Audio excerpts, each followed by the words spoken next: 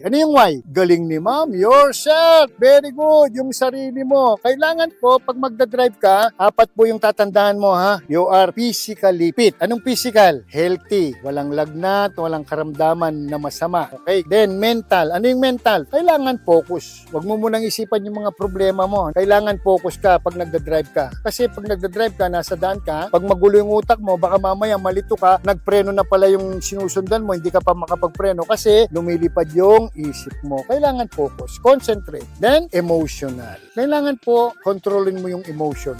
Lalo na pag nagagalit ka. Pag nagagalit ka kasi, nagbubusit ka. So, make sure na you control your emotion. Paano mo makokontrol yung emotion mo? Through prayers, no? Then, pangapat, financially fit. Kailangan meron kang pocket money kahit magkano lang sa bulsa mo. Kasi pag na-flat yung sasakyan mo, wala kang pera, paano ka? So, make sure you have pocket money. Okay? Make sure na you are physically fit, mentally fit, emotionally fit, then financially fit.